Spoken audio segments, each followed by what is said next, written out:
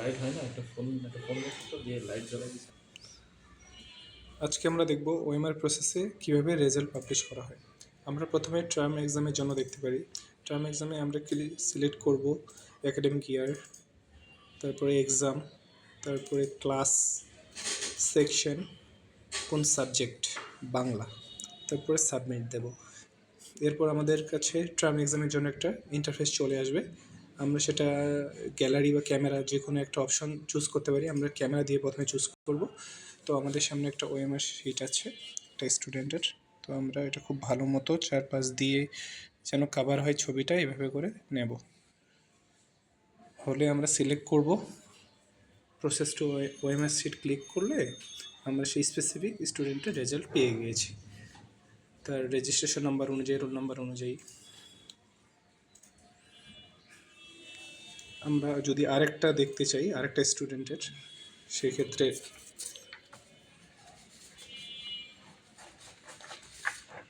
আমরা আরেকটা ওএমআর নিতে পারি।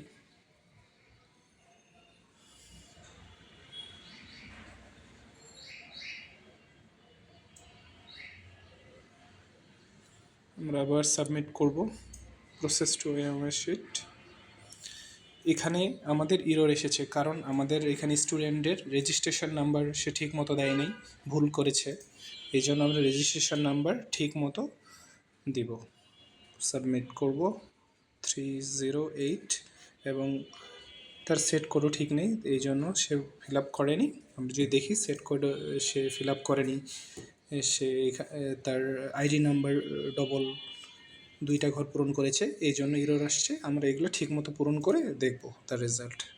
তো আমরা আমাদের ইরর আমরা স্ক্রিনেও দেখতে পাচ্ছি। আমরা প্রসেসটাও ওএমআর শিট করব আবার।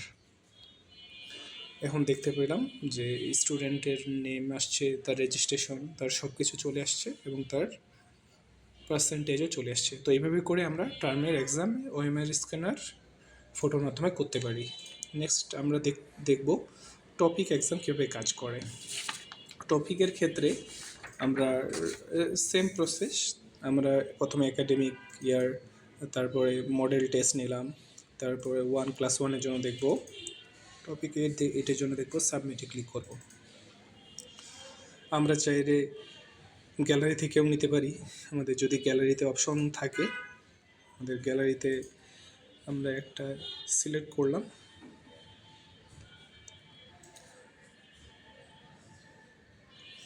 এখানে স্টুডেন্টের রেজিস্ট্রেশন নাম্বার ঠিক দেওয়া নেই, তাই আমরা স্পেসিফিক স্টুডেন্টের রেজিস্ট্রেশন নাম্বার আমরা জুম করে দেখে নিতে পারি।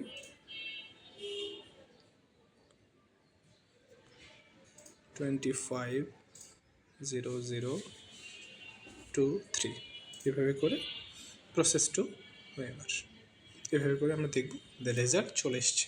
তো এভাবে খুব সহজ উপায়ে আমরা টপিক এক্সামের দেখতে পারি। আমরা চাইলে পরে স্টুডেন্টের জন্য আবার সেম প্রসেসে গ্যালারি বা ক্যামেরা থেকে নিয়ে আবার ছবি তুলে প্রসেস টু ওএমআর শিট করব। এই যে আবার আরেকটা স্টুডেন্টের রেজাল্ট চলে আসছে। তো এইভাবেই আমরা খুব সহজেই ওএমআর রেজাল্ট পাবলিশ করতে পারি। ধন্যবাদ। আমার